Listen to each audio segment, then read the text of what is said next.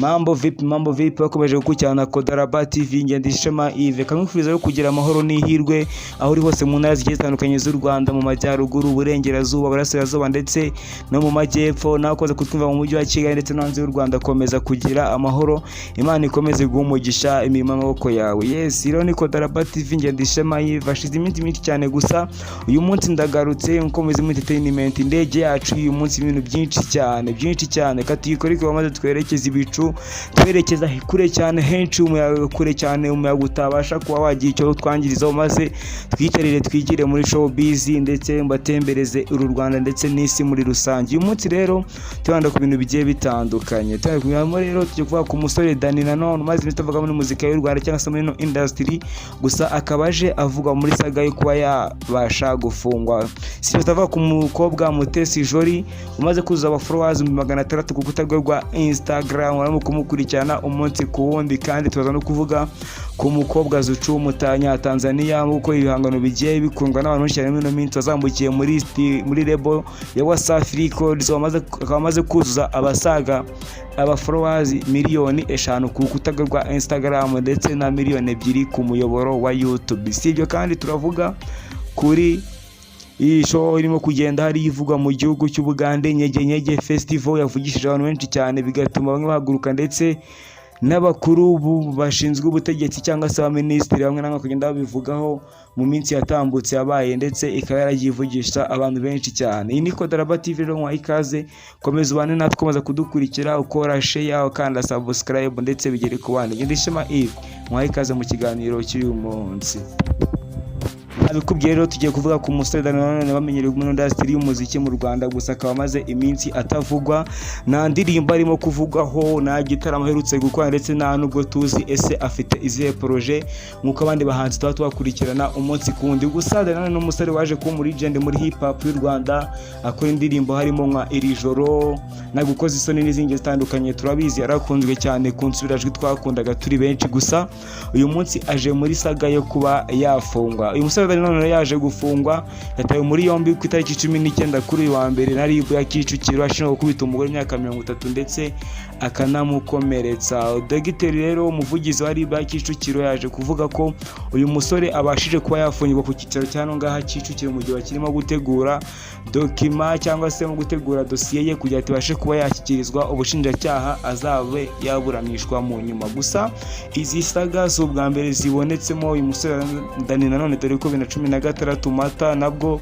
yaje gukubita yaje gusagarira abashinzwe umutekano bari baje kuba bahosha imirwano ubwo yakubitaga umugore bikeka ko bashobora kuba barabyaranye. Ahangaha akarere yamukubise bakaza kuba bamufata bakamuta muri yombi n'ubundi bakamufunga ubwo Primus Guma yari igeze ahashyushye bikaza kuvuga ko bashobora kuba banamusimbuza bakaba bashyiramo undi muntu. Gusa kubw'amahirwe akomeye cyane aza gufungurwa bitamaze igihe kirekire rero abasha kuba yasubira muri rushanwa. Gusa ibi si ibintu byiza cyane kuri no muhanzi nyarwanda dore ko ubu ngubu icyaha abashije kuba yafungirwa kirimo gukutukana nakomeretsa abahanga bavuga ko bitewe n'itegeko nshinga bivugwa ko yekigwa cyo cyo kwakubita umuntu tukanamukomeretsa ufungwa hagati y'imyaka itari munsi y'itatu gusa itanagiye hejuru y'imyaka 5 imyaka myinshi cyane.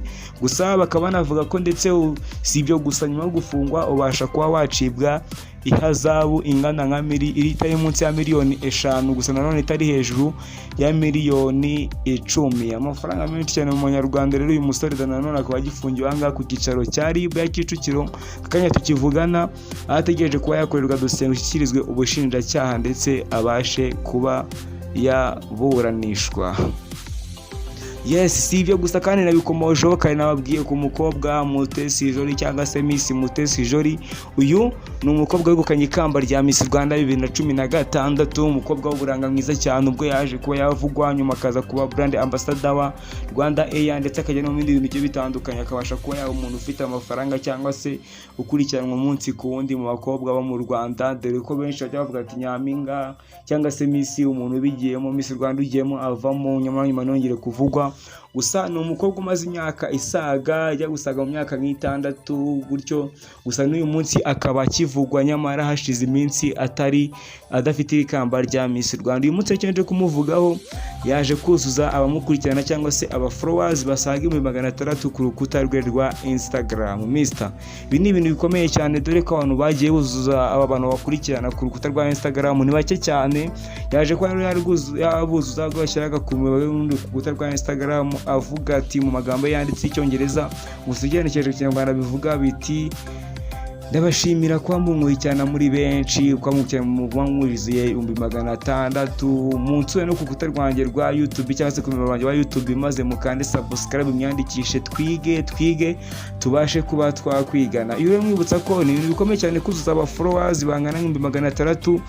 Mwibutsa ko rero umuntu uhagarariye aba followers mu Rwanda kuri uyu munsi ari Shadibu umaze kuzuza abarenga 1M cyangwa se miliyoni imwe bamukurikirana, hakurikiraho His Excellence nawe hafi aho ngaho ndetse hakazamo Umutesi Jolly nawe ari hafi aho, hakazamo abandi bahanzi nka ba Bruce Melody ndetse n'abandi bagiye batandukanye. Nkubwira ati ibi ni ibintu bitoroshye cyane, ni batoroshye cyane gusa Umutesi Jolly muri no minsi mu kuvugwa cyane mu bintu bigiye bitandukanye, yavuye muri saga za ba Prince Kid, aza muri saga zo kuvuga ku bagabo ngo ni inyana zimbwa n'ibindi bigiye bitandukanye cyane. Umukobwa uzi kurimo kuvugwa cyane, iyi show bizarre yimenyereye, iyi industry rwose ni ikintu cyo ntacyo waza umubeshya dore ko ari umukobwa umenyereye cyane ibintu byo kuba yajya mu bantu ndetse akaba yanabasha kuba yavugwa cyangwa se akaniyamamaza. Nabikomeje rero kare kandi tuvuga kuri ibi ngibi gusa katwerekeza mu bihugu by'abaturanyi, turavuga mu Rwanda gusa twerekeze mu gihugu cya Tanzania. Umukobwa bita Zuchu wamenyekanye n'utandukanye nka za indimo zitandukanye nka za Squari, Gone for Good zigiye zitandukanye nyinshi cyane. Gusa uyu munsi ibyishimo ni byinshi nyuma yo kugera muri Wasafi Records byaje kumubera byiza, arimo gukama kamisha biri, mbese ibintu byabaye byiza cyane. Umukobwa wazamucyari arimo kuvuruganya. Uyu munsi cyo kukubwira nta kindi amaze kuzuza abamukurikirana ku rukuta rwa Instagram 5 miliyoni. Mr. Ibintu bitoroshye cyane. Uyu mukobwa rero amaze kuzuza 5 miliyoni ku rukuta rwa Instagram nyuma y'iminsi mike amaze kuzuza 2 miliyoni zamukurikirana kuri YouTube cyangwa se ku mubare wa YouTube. Uyu munsi arimo guserebura byinshi cyane dore ko amaze kuzuza 5 miliyoni muri Wasafi Records. Yazamuye n'umusore Platinum, umusore amaze kuzuza abasaga 9 miliyoni ku muyoboro wa YouTube, akaba akurikiwe n'uwo bita CK, akaza gukurikirwa n'abandi barimo nka ba Davido, abantu bagiye bari aho ngaho bakagenda bakurikiraho. Gusa ibintu amaze kubona ko yarateye imbere cyane, akora indirimbo zikunzwe muri no minsi. Mbese nyine ni umuhanzi umaze kuba yavugira irindi zina, amaze kuvana mwagera ko anashaka kuzamura umuziki mu gihugu cya Tanzania. Gusa no mu minsi yashize Platinum yavugaga ko bitewe n'ukuntu umuhanzi arimo kubinjiza cyane, ari umuhanzi atapfa kurekura ngo ave muri Wasafi Records, ko yavuze ko byasaba ko atanga akayabo ka 4 miliyoni kugira atabashe miliyari 4 kugira atabashe kuba yafa muri Wasafi Records. Birumvikana rero ko ari brand nziza cyane ya Wasafi Records, imutse ko harimo kuba yabasha guserebura ko yujuje 5 miliyoni z'abamukurikirana ku rukuta rwa Instagram. Nkuko kavuze tukiri mu bintu by'amashow nabikomojo cyane, mwumvishe nyege festival ari mu gihugu cy'abaturanye cy'Ubugande. Byavuzweho byinshi cyane rero byagiye bihagurutsa imbaga. Ababyeyi muri Tabo mu gihugu cy'Ubugande uyu munsi nago bishimye, bose bifatiye abana babo ku gahanga, abandi bifata myanya ndangakumiro bavuga bati ibi ni ibiki mw'ababyeyi mwe.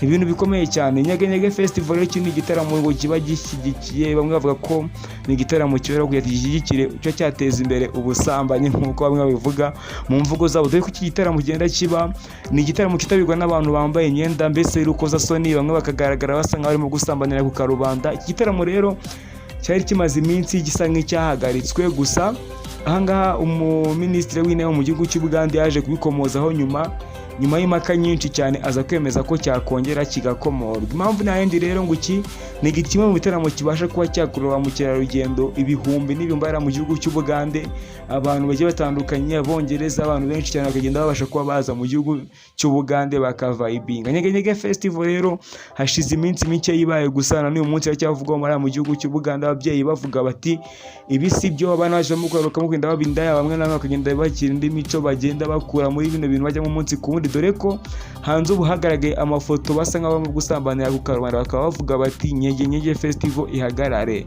Gusa bikaba byatumye benshi bahaguruka, ibinyamakuru byinshi namwe bikandika ababyeyi bahangayikiye abana babo. Gusa guverinoma ikabivuga ati ba mukerarugendo ntabwo tugomba kubitesha, reka nyege festival ikomeze ijya imbere, bakomeze benyegeze. Yes, niyo namubwiye mu kuvuga cyane ku mbuga nkoranyambaga buri no minsi mo biratrendinga, byinshi tugenda dukura ahantu hagiye hatandukanye. Gusa nibi namubwiye kuri uyu munsi, nkomeza kugushima kubanza kudutega amatwi ukarangiza ibiganiro byacu ndetse ukanakomeza kubisharinga ku bandi bakabibona. Uri umuntu w'ingenzi cyane. Kankubwiye tutaza gusubira mu kanya. Ndishema Yves Kodaraba nakagaruka, ntago mba ngiye mu kanya, mba ndi bugaruke. Reka tuzegura mu kanya muri ibiganiro bigiye bitandukanye na bagenzi banjye nka Confiance n'abagiye batandukanye nka Mwuzuro Colonelio. Tuze gusubira mu kanya, nkubwira ati ciao ciao, kadusubire. Hasta la vista Kodaraba TV. Stay touch.